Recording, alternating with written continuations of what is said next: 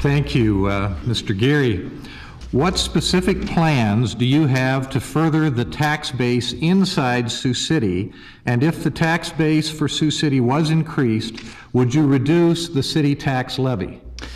Two parts to that question.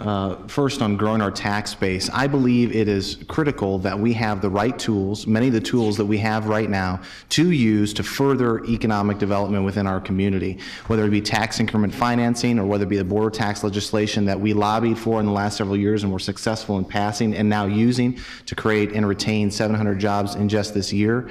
It's important to use our tools effectively. It's important that you have a city council who's willing to make tough decisions, who are willing to look at the finances of each development and make sure it makes sense for the community, and people within the economic development department who are capable, intelligent, and willing to get the job done and market ourselves effectively both within our community and without our community.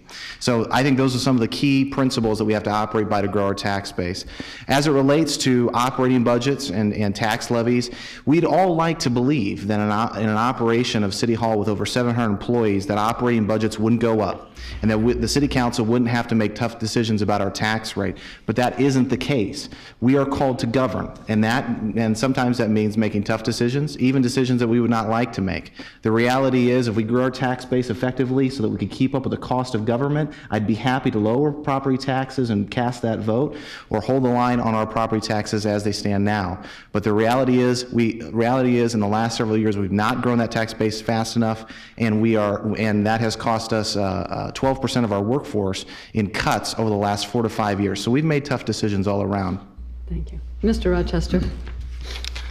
I believe that we always need to look at return on investment when it comes to any of the projects that we invest into Sioux City. We need to see how many jobs will it create, what it will do for our tax base, and how soon will we get paid back for those investments when it comes to economic dollars.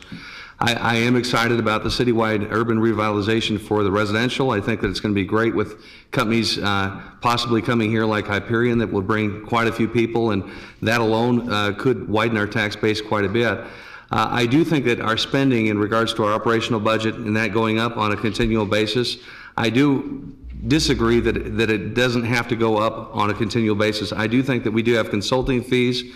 I do think that we have subsidies where we're losing money on a consistent basis, where if we reject an operational budget that continues to go up, where the city will have to go back and work with the council and find those inefficiencies and find a way to keep that operational budget to where it's not raising the tax levy and making it more difficult for businesses and making it more difficult for homeowners.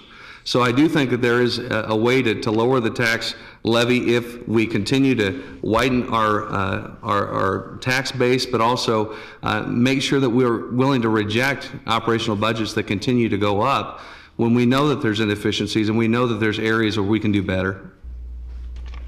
Mr. Hobart. It's been a while. Would you repeat the question, please? Yes. Mr. Hobart, what specific plans do you have to further develop the tax base inside Sioux City? And if the tax base for Sioux City was increased, would you reduce the city tax levy? I have been educating myself on many of the programs that have been developed by the City Council. The tax abatement program, some of the TIF programs, the urban renewal programs, and I believe many of those have promise to bring about increases in the tax base. And as a result, I would hopefully be able to see some changes that would enable the City Council to reduce taxes in the future. I must say that some of these programs are very complex, and I guess I don't want to make promises to the people that I can't keep. I don't want to promise reductions unless those reductions are real, and I don't want to make commitments that I can't keep. So I'm going to continue to educate myself on those programs, and I think the City Council right now is in the right direction in many cases. With the tax abatement, I would prefer to keep those tax abatements restricted to certain areas and not make them citywide, because I think that there are certain areas in town that are in need of development. A citywide tax abatement may be too much for the system to handle at this particular time. So that's how I would go about it. Sorry. And Mr. Hoffman. There is one simple and incontrovertible fact. Oh, my chair just dropped on me, folks.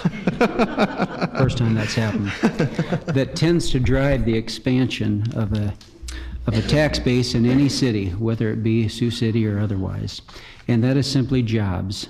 Jobs drive progress, growth, and an expansion of the tax base. In particular, higher paying jobs, industrial and commercial in nature. Now, this is an area that Sioux City, in essence, has struggled with, not just for years, but in essence for decades in many ways, in which we have one of the lowest or weakest tax bases in the state, and hence a higher proportional property tax levy at the school and the city level in particular, as well as the county, that drives those budgetary concerns. However, that acknowledged, the solution is never easy, as is most things in government, folks. This has remained my top priority on council. It would remain my top priority as mayor, is to bring higher paying jobs to the city. Last year, we added over 900 jobs to this community. Now, that's not something you might read in the paper, but it's the highest single year in more than a decade. The unemployment rate has dropped more than 2 points in the past 3 years, and just recently we were recognized as the highest work employment statistic of any city in the entire state. We need to continue to concentrate on jobs if we're going to expand our property base, move the city forward while still being disciplined about spending. That's how you do that.